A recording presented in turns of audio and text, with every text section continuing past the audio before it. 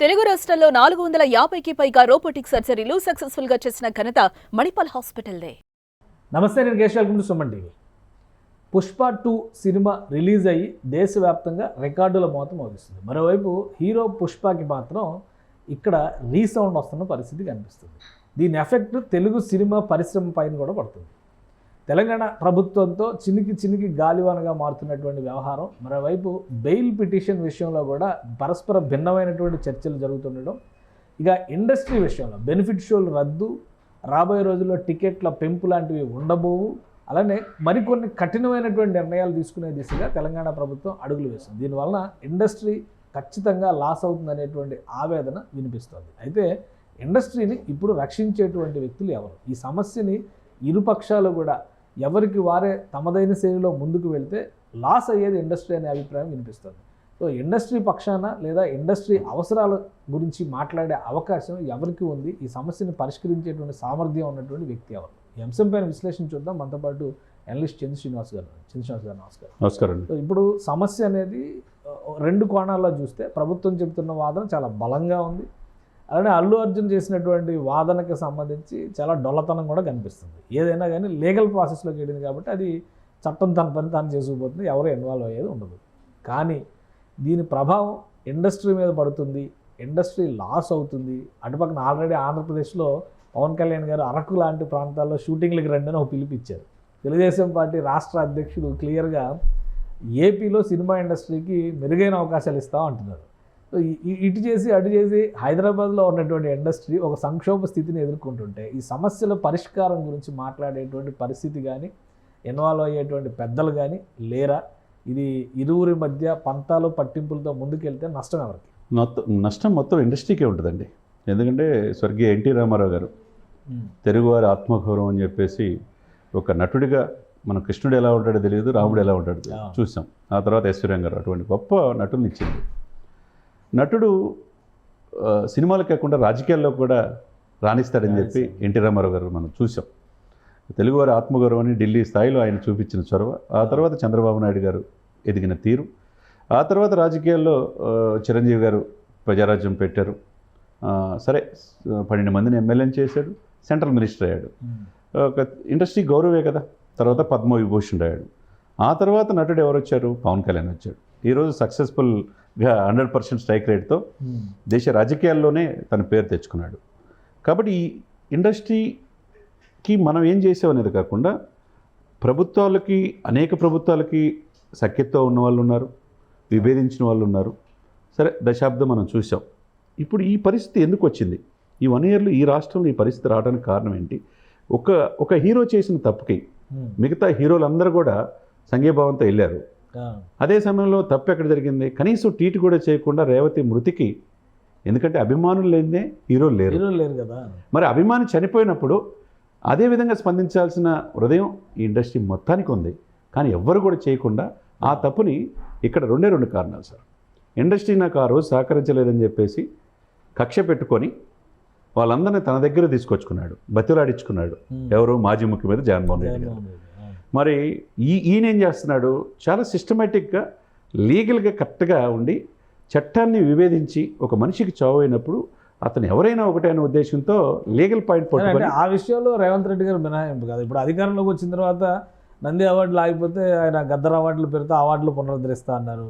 చిరంజీవి గారికి పద్మవిభూషణ్ వస్తే ఆ గవర్నమెంట్ కంటే ముందర ఈయన ఇక్కడ సన్మానం చేశారు. వెంకయ్య నాయుడు గారికి, చిరంజీవి గారికి, ఇద్దరికి చేశారు. ఇద్దరు మరి ఆంధ్ర ప్రాంత వాస్తవ్యులుగానే మనం చూడాల్సి ఉంటుంది. కానీ తెలంగాణ ప్రభుత్వం సత్కరించింది.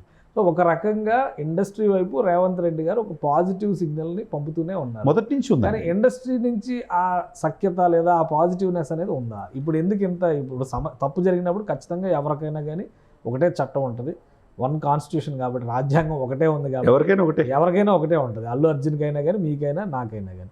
సో అదే అమలు చేస్తున్నారు. కానీ దీనివల్ల ఇండస్ట్రీ బలిపశువు అవుతున్న పరిస్థితి ఉందన్నప్పుడు ఎందుకు ఎవరు మాట్లాడట్లేదు? ఓన్లీ ఆయన ఓదార్చడానికి ప్రాధాన్యం ఇచ్చారు కానీ ఇండస్ట్రీ పక్షాన దీనివల్ల నష్టపోయేది ఇండస్ట్రీ అనేటువంటి ప్రశ్న అనే అంశాన్ని లేవనెత్తే ధైర్యం కూడా ఎవరు ఎందుకు చేయట్లేదు? సార్, ఇక్కడ అల్లు అరవింద్ గారు మేము 3 జనరేషన్స్ నుంచి ఎదిగామంటున్నాడు, స్వయం కృషితో ఎదిగాడని చెప్పి ఈయన అల్లు అర్జున్ గారు ఆ ఇదిలోనే, ఆ ట్రాన్స్లోనే ఉన్నారు. అసలు ఇండస్ట్రీకి పెద్ద దిక్కు ఎవరు అనేది ఇక్కడ ప్రశ్న. ఒకప్పుడు దాసనారాయణ గారు, దాసనారాయణ. ఆ తర్వాత ఇండస్ట్రీకి పెద్ద చిరంజీవి గారు అని చెప్పి అందరూ అన్నారు. ఏది ప్రముఖ దర్శకుడు ఆస్కార్ అవార్డు గ్రహీత రాజమౌళి గారు అన్నారు, సార్ వద్దు ఆ పాత్ర నాకు వద్దన్నా కానీ, సార్ మీరే సార్ మీరు వద్దన్నా అని చెప్పి అందరూ అన్నారు. ఏ సమస్య ఉన్నా మనం చూసాం, చిన్న సమస్య సినిమా టికెట్ల రేట్ల విషయంలో ఏపీ గవర్నమెంట్కి ఆయన వెళ్ళి పాపం చేతులు జోడించి చేసి టీం మొత్తం లీడ్ చేసింది కూడా ఆయనే కదా. చేతులు జోడించి అడిగాడు సార్. పాపం ఆయన తగ్గించుకొని మహేష్ బాబు అందరూ వెళ్ళారు. సరే ఇక్కడ లీగల్గా తప్పు జరిగితే ఈరోజు రేవంత్ రెడ్డి గారు ఎవరైనా ఒకటే ఆయనకి. ఆ రోజు మీరు అన్నట్టు ఆ రాష్ట్రంలో మొగల్తూరులో పుట్టిన ఆ వ్యక్తికి దేశం గర్వించదగ్గ, దేశంలో ద్వితీయ పద్మవిభూషణుడు అయితే ఆయన సత్కరించాల్సింది పోయి చేయని పనిని ఈయన ఇక్కడ శిల్పకళా వేదికలు చేశాడు సార్. ఏది ఈయనతో పాటు మెగాస్టార్ చిరంజీవి గారితో పాటు వెంకయ్యనాయుడు గారితో పాటు మిగతా పద్మ అవార్డు పొందిన 15 మందికి చేశాడు. అంటే ఇక్కడ రాష్ట్రాలు విడిపోయిన ఒకటే అనే భావంతో రేవంత్ రెడ్డి గారు ఉన్నారు. ఈ సందర్భంలో నేనేం చెప్తానంటే, ఆ రోజు చిరంజీవి గారు ఈ ఇండస్ట్రీని కాపాడటానికి కరోనా టైంలో విపత్కరమైన పరిస్థితుల్లో 6 మాసాలు 24 క్రాఫ్ట్స్కి సొంత డబ్బుతో పాటు కొంతమంది డొనేట్ చేసింది. బ్లడ్ బ్యాంక్ వేదిక లక్షల మందిని కాపాడగలిగారు. ఒకవైపు ఫుడ్ పెట్టారు, బ్లడ్ ఇచ్చారు, ఆక్సిజన్ కూడా ఇచ్చారు. తర్వాత దాంతోపాటు చాలా చేశారు. చేసిన ఈ వ్యక్తికి ఈ రోజున ఈ చిన్న 10 నిమిషాల్లో సమస్య సాల్వ్ అయ్యేది. ఇప్పుడు మేము చేసిందే కరెక్ట్ అనే ఇగోలకి వెళ్ళిపోయి ఈ పరిస్థితి. ఇప్పుడు ఫ్యామిలీ కూడా, మెగా ఫ్యామిలీ కూడా ఆ రోజు అల్లు అర్జున్ అరెస్ట్కి వెళ్ళిన సందర్భంలో రియాక్ట్ అయ్యారు. చిరంజీవి గారు షూటింగ్ ఆపేసుకొని వచ్చారు, నాగబాబు గారు అందరూ ఇంటికి కూడా వెళ్ళారు. రిలీజ్ అయిన తర్వాత అల్లు అర్జున్ కూడా ఆయన ఫ్యామిలీని తీసుకుని చిరంజీవి గారిని కలిశారు, నాగబాబు గారి ఇంటికి కూడా వెళ్ళారు. ఒక రకమైన సఖ్యత ఉంది అని సంకేతం ఇచ్చారు. ఈ సమస్యను పరిష్కరించుకోవడంలో వాళ్ళ మాటలు వీళ్ళ మాట ఎవరి మాట వినే పరిస్థితి లేదా అల్లు అర్జున్ కూడా. ఆయన వినాలి సార్. ఇప్పుడు అడగంగా అమ్మాయిని పెట్టదు. ఇప్పుడు చిరంజీవి గారి దగ్గరికి వెళ్ళి అరవింద్ గారు వాళ్ళ కొడుకుని తీసుకొని వెళ్తే ఈ సమస్యకు పరిష్కరించండి అంటే 10 నిమిషాల్లో రేవంత్ రెడ్డి గారికి ఫోన్ చేసి వెళ్ళి సాల్వ్ చేయలేరా? చేయొచ్చు. ఇద్దరు సార్. ఇక్కడ దీన్ని ఎంటైర్ ఎపిసోడ్లో సార్ కేశవ్ గారు, ప్రొడ్యూసర్ కౌన్సిల్, దర్శకులు, నటీనటులు, క్యారెక్టర్ ఆర్టిస్టులు 24 క్రాఫ్ట్స్లో దీని మీద ఆధారపడి ఉన్నారు. అటువంటి ఇండస్ట్రీని కాపాడుకొని సాల్వ్ చేసుకోవాలంటే ఏం చేయాలి? ఇద్దరు ఉన్నారు సార్ నాకు తెలిసి. ఈ రాష్ట్రంలో ఒక వ్యక్తి ఉన్నాడు, మెగాస్టార్ చిరంజీవి గారు. ఆ రాష్ట్రంలో ఒక వ్యక్తి ఉన్నాడు, ఆయన తమ్ముడే పవన్ కళ్యాణ్ గారు. ఈ ఇద్దరే కాపాడగలరు. ఈ ఇద్దరు తలుచుకుంటే, ఈ ఇద్దరి దగ్గర కనుక ఈ సమస్య వెళితే వీళ్ళందరూ వెళ్ళాలి. ఇప్పుడు ఈ ఒక్కల సమస్య కాదు, వీళ్ళకేమో ఇండస్ట్రీ లాస్ అవుతుంది. ఇప్పుడు చిరంజీవి గారు చూడండి ఏమి లేదు. 4 దశాబ్దాల్లో ఎక్కడో ఉన్నాడు ఆయన. వాళ్ళ కొడుకు తండ్రికి తగ్గ వారసుడుగా ఆయన అల్టిమేట్గా వెళ్ళిపోతున్నాడు గ్లోబల్ స్టార్గా. పవన్ కళ్యాణ్ గారు ఇంకా చూసేదేముంది? ఆయన పడిన కష్టాలు, హీరో రాజకీయాలు, దేశ రాజకీయాల్లో ఉన్నాడు. ఇక్కడ విపత్కరమైన పరిస్థితుల్లో ఉంది ఎవరు? ఈ సిచ్యువేషన్కి హీరోలతో పాటు అందరినీ ఇండస్ట్రీని తీసుకొచ్చింది ఎవరు? ఇండస్ట్రీ మొత్తాన్ని అందులోకి నెట్టేశారు. ఒకరి సమస్య కాదు. అల్లు అర్జున్ సినిమా చేస్తారా లేదా, తర్వాత ఆయన 3 ఏళ్ళకో సినిమా చేసి 30 ఏళ్ళకో సినిమా చేసి ఎవరికి పట్టదు. కానీ 3 నెలలకో సినిమా రిలీజ్ చేసేది ఇండస్ట్రీ. అవును. ఇండస్ట్రీ లాస్ అవుతున్నప్పుడు ఎందుకు మరి ఎవరు రియాక్ట్ అవ్వని పరిస్థితి? చాలామంది ఉన్నారు కదా, తమ్మారెడ్డి భరద్వాజ్ గారు కానీ, ఇంకా ఇండస్ట్రీలో ఉన్నటువంటి senior most D Suresh Babu గారు, ఇప్పుడు దిల్ రాజు గారు కూడా గవర్నమెంట్లో కీ రోల్లో ఉన్నారు. సరే, వీళ్ళు ఎవరు మాట్లాడే పరిస్థితి లేదు. ఎవరు వీళ్ళు ఇంకా అగ్నికి ఆజ్యం పోస్తున్నట్టుగా వీళ్ళు ఇష్టం వచ్చినట్టు ప్రెస్ మీట్లు మాట్లాడుతూ ఉంటే, ఆర్మీ అని చెప్పని జపం చేస్తూ ఉంటే మరి అక్కడ కూడా మండుతుంది కదా. అంతే కదా. అదే సిచ్యువేషన్ అవుతుంది. ఇప్పుడు ఈ సిచ్యువేషన్ కారణం ఏంటనేది ఆలోచించుకొని ఇప్పుడు అందరు కలిసి ప్రొడ్యూసర్ కౌన్సిల్ కావచ్చు, దీని మీద ఆధారపడిన 100 కోట్లు పెట్టుబడి పెట్టి నిర్మాతలు ఉంటారు. ఎక్కడెక్కడ యూఎస్ నుంచి వచ్చి ఇక్కడ నిర్మాతలు ఉన్నారు, దర్శకులు, మూవీ మేకర్స్ కూడా ఎక్కడి నుంచి వచ్చారు, వాళ్ళు అమెరికా నుంచి వచ్చి 300 కోట్లు 400 కోట్లు సినిమాలు తీసి ఇప్పుడు 600 కోట్లు దానికి బడ్జెట్ అన్నారు. ఇంకేదో లెక్కలేసి 800 కోట్లు అయింది. మొత్తం మీద 1600 కోట్లు వసూలు చేసింది ఇప్పటివరకు అంటున్నారు. సో కానీ డ్యామేజ్ అయింది కదా ఆంధ్రప్రదేశ్, డ్యామేజ్ అయింది. ఈ డ్యామేజ్ ఎవరు పూడ్చలేనిది. ఇప్పుడు ఎవరు పూడ్చగలరంటే వీళ్ళందరూ కలిసి వాళ్ళిద్దరే. ఈ ఇద్దరి దగ్గరికి వెళ్తే సమస్య. ఇండస్ట్రీ చేసిన తప్పు ఏంటంటే అల్లు అర్జున్ ఓదార్చే కంటే ముందు ఈ సమస్యను పరిష్కరించమని చిరంజీవి గారి దగ్గర కలిసి ఉంటే ఈ పరిస్థితి వచ్చేది కాదు. వీళ్ళు ఎవరు ప్రొడ్యూసర్లు, డైరెక్టర్లు, యాంకర్లు, యాక్టర్లు అందరూ, రైటర్లు, గీటర్లు అందరూ. చిన్ని కృష్ణ అని ఆయన అయితే ఎంత అడ్డగోలుగా మాట్లాడాడంటే ప్రెస్ ముందరకు వచ్చి, అప్పటికే ఎవరో మీడియా రిపోర్టర్స్ వాళ్ళు అడుగుతుంటే కూడా ఆయన చాలా ఘోరంగా మాట్లాడాడు. సో ఇట్లాంటి వాళ్ళు సర్వనాశనం అయిపోతారు అన్నాడు. ఇట్లాంటి వాళ్ళు ఎవరయ్యారు ఇప్పుడు ఇటువంటి అత్యుత్సాహాలని అల్లు అరవింద్ గారిని వాళ్ళు పెట్టుకొని గీతా ఆఫీసులోనే పెట్టాడు, పోషిస్తారు. అది తప్పది. ఎట్లా పెడితే అట్లా మాట్లాడుకోరు సార్. ఒక చట్టం ఉంటుంది, దాన్ని బట్టి ఎవరు అతిథులేం కాదు. ఈ విపత్కరమైన పరిస్థితిలో దీని మీద మీరు చెప్పినట్టు దశాబ్దాల తరబడి ఇండస్ట్రీ ఉంది. ఎక్కడో చెన్నై నుంచి ఇక్కడ తీసుకురావడానికి అనేక మంది ఆ రోజున కష్టపడ్డారు. స్వర్గీయ అక్కినేని నాగేశ్వరరావు గారు, ఎన్టీ రామారావు గారు, కృష్ణ గారు, చిరంజీవి గారు అందరూ కష్టపడిన వాళ్ళే. ఇక్కడికి వచ్చింది హ్యాపీగా ఉన్నారు, అందరిని అలరిస్తున్నారు.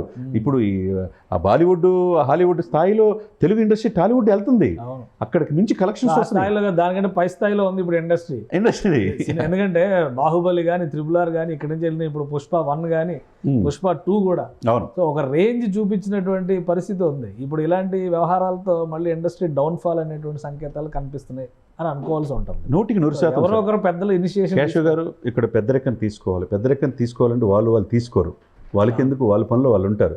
వీళ్ళే ఎవరైతే ప్రముఖ నిర్మాతలు, దర్శకులు ఉన్నారో వీళ్ళందరూ వెళ్ళి ఇండస్ట్రీని కాపాడాల్సిన బాధ్యత ఉందని చెప్పి మెగాస్టార్ చిరంజీవి గారి దగ్గరికి వెళ్తే వాళ్ళ తమ్ముడితో మాట్లాడుతాడు. ఆ రాష్ట్రంలో కీలకమైన పాత్రలో ఉన్నాడు, ఇక్కడ ముఖ్యమంత్రితో సఖ్యతగా ఉన్నాడు, అక్కడ చంద్రబాబు నాయుడు గారే. వీళ్ళిద్దరూ కలిసి కూర్చుంటే ఆ రాష్ట్రానికి టూరిజం డెవలప్ అవ్వాలన్న ఉద్దేశంతో షూటింగ్ స్పాట్స్ మీరు అన్నట్టు అరకు ప్రాంతాలు చేస్తున్నారు. ఇప్పుడు మొత్తం హైదరాబాద్ వదిలిపెట్టి వెళ్తే ఎవరికి లాసు? ఇప్పుడు అందరూ కూడా ఇక్కడే సినిమాస్ ఏర్పాటు చేసుకున్నారు. కూడా ఇండస్ట్రీ వచ్చేయమంటాం కదా, అక్కడ షూటింగ్స్ చేయండి, చేసుకోమంటున్నారు, 2 చోట్ల చేయండి అని అంటున్నారు. అది కాబట్టి ఒక సుహృద్భావ వాతావరణం క్రియేట్ అవ్వడానికి అవకాశం అయితే కనిపిస్తుంది. ఇరువురికి ఆమోదయోగ్యమైన వ్యక్తి మెగాస్టార్ చిరంజీవి గారు. ఆయన తమ్ముడు ప్రముఖ పాత్రలో రాజకీయాల్లో పవన్ కళ్యాణ్ ఆ రాష్ట్రంలో ఉన్నాడు. కాబట్టి ఈ సమస్యను సాల్వ్ చేసుకో. ఇప్పుడు నార్త్ ఇండియాలో ఎక్కడెక్కడ ఉత్తరాంధ్రలో మొత్తం వెళ్ళి రికార్డులు సృష్టించే కాదు, ఉన్న ఇంటిని చక్కబెట్టుకోవాలి. ఈ తెలుగు రాష్ట్రాల్లో ఈ విపత్కరమైన పరిస్థితి నుంచి ఇండస్ట్రీని బాగు చేయాలి అంటే కనుక వీళ్ళిద్దరే కనపడుతున్నారు. మెగాస్టార్ గారిని దగ్గరికి వెళ్ళాలి, ఈ సమస్యను సాల్వ్ చేసుకోవడానికి కూర్చుంటే జరిగిన తప్పుని సరిద్దే ఆయన నేర్పరి. ఆయన ఎప్పుడు చెప్తాడు, చెడు చెవులో చెప్పు, మంచిని 10 మంది ముందు చెప్పని చెప్పి అంటాడు. ఎప్పుడు కూడా ఆయనకి విమర్శించినా కానీ తగ్గుండి ఈ రోజున అనేక మంది హీరోలు తయారు చేశాడు ఆయన.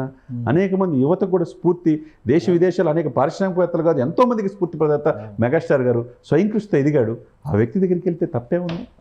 ఈ సమస్యకి సాల్వ్ వీళ్ళందరికీ కూడా ఒకే ఒక వ్యక్తి ఈయన, ఆయన తమ్ముడు పవన్ కళ్యాణ్ గారు. వీళ్ళిద్దరే కనపడుతున్నారు రామలక్ష్మణులాగా. రైట్. థ్యాంక్ యూ చంద్రశ్రీనివాస్ గారు విశ్లేషణ అందించినందుకు. ఇది ఒకరు చేసిన పాపం ఇండస్ట్రీకి శాపం కాకూడదంటే ఎవరో ఒకరు ముందడుగు వేయాల్సినటువంటి పరిస్థితి కనిపిస్తుంది. మాది తప్పు లేదనేటువంటి ధోరణితో ప్రభుత్వంతో, పోలీసు యంత్రాంగంతో కయ్యం పెట్టుకోవడం అనేది అల్లు అర్జున్కి కొత్త తలనొప్పులు తేవడంతో పాటు ఇండస్ట్రీకి ఒక పెద్ద గుదిబండగా మారేటువంటి ప్రమాదం కనిపిస్తుంది. కాబట్టి ప్రొడ్యూసర్సా లేదా ఇండస్ట్రీలో ఉన్నటువంటి సీనియర్లా వీళ్ళందరూ కనుక కలిసి మెగాస్టార్ చిరంజీవి, పవన్ కళ్యాణ్ లేదా చిరంజీవి ద్వారా రాయబారం చేస్తే 2 రాష్ట్రాల్లోనూ ఈ సినిమా ఇండస్ట్రీకి సంబంధించినటువంటి సమస్యల పరిష్కారంతో పాటు అల్లు అర్జున్ వివాదం కూడా టీ కప్పులో తుఫాన్లా తేలిపోతుందని చంద్రశ్రీనివాస్ గారు విశ్లేషిస్తున్నారు. ఇది స్పెషల్ డిస్కషన్. Keep watching.